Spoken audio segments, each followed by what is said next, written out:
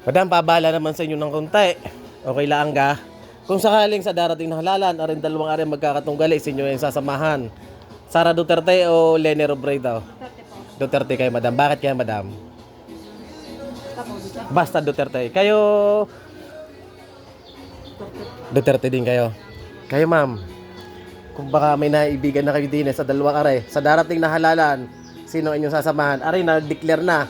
Yung isa, Duterte din kayo. Thank you, madam. Sir, kayo, sir. Undecided pa kayo, sir. Thank you, sir.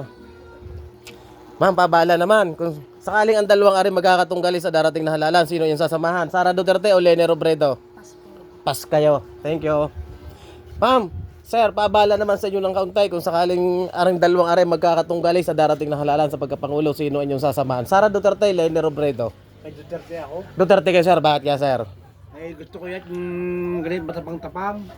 Kung bagay may kamay na bakal. Yan. Tunay. Kayo, madam?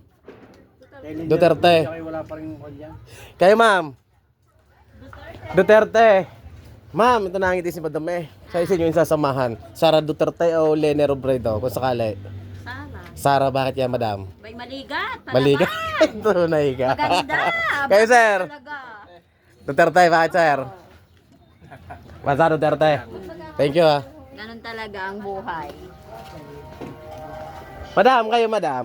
Kung sakaling ang dalawang aray magkakatunggali sa darating na halalan, Sara Duterte, Leni Robredo, sino inyong sasamahan? Ay, Duterte. Duterte, bakit yan, madam? Ay, magaling ang Duterte.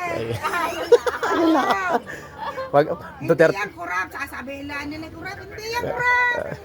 Thank you po. Thank you, sir. Kay sir, kung sakaling ang dalawang aray magkakatunggali, sino inyong sasamahan?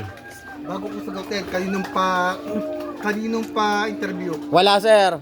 Pulso ng bayan lang kinuha. Walang kumbaga, walang may utos. Ako mismo.